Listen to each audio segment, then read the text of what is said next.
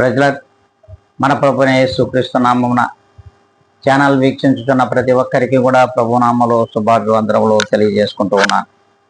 ఏ దినం దేవుడు మనకిచ్చినటువంటి గొప్ప వాగ్దానము, అది రాజుల మొదట గ్రంథము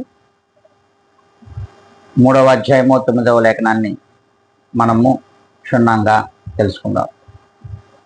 దేవా, నాకు వివేకము కలిగినటువంటి హృదయమును దయచేయము అని సొలొమోను మహారాజు గారు ప్రార్థన చేయడం మనం వింటున్నాం. ఇట్టి ప్రార్థన ప్రతి విశ్వాసిలో ఉండాలి. ప్రతి విశ్వాసి కూడా ప్రభువును కనాలి. ప్రతి విశ్వాసి కూడా తమ ప్రార్థనలో ప్రభువును ఈ రీతిగా అడగవలసిన అవసరం కూడా లేకపోలేదు అని వాక్యం సెలవిస్తుంది. ప్రభువు మనకు ఎప్పుడు వివేకము కలిగిన హృదయమును ఇస్తాడంటే, భయభక్తులు కలిగిన వారికి, ఆయన యందు విశ్వాసపరులకు, ఆయన నమ్మిన జనులకు ఆయన తప్పక వివేకము కలిగిన హృదయమును ఇయ్యడానికి ఆయన నిశ్చయించుకొని ఉన్నాడు. అట్టి హృదయమును మనము కూడా పొందుకోవాలనుకుంటే ఈ ఉదయకాల సమయంలో ప్రతి ఒక్కరు కూడా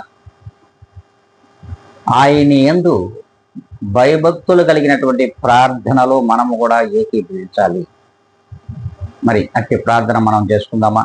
కళ్ళు వంచుకుందాం, కళ్ళు మూసుకుందాం. మహాపరిశుద్ధుడా, ప్రేమ నమ్మకము కలిగిన మా గొప్ప ఘనమైన తండ్రి, నీవిచ్చిన ఈ గొప్ప వాగ్దానమును మా అందరి హృదయములలో ఫలింపచేయమని, ఇట్టి ప్రార్థనా పరులుగా మమ్మలను మీ పాదముల దగ్గర నిలబెట్టమని బ్రతిమలాడుకుంటూ, ఘనత మహిమ ప్రభావం మీకు ఆరోపించుకొని మమ్మల్ని అందరిని కూడా మిక్కిలిగా తగ్గించుకొని యేసు క్రీస్తు నామములో అడిగి వేడుకొని ప్రార్థించి పొంది ఉన్న మా ప్రియ గొప్ప పరలోకపు తండ్రి, ఆమేన్.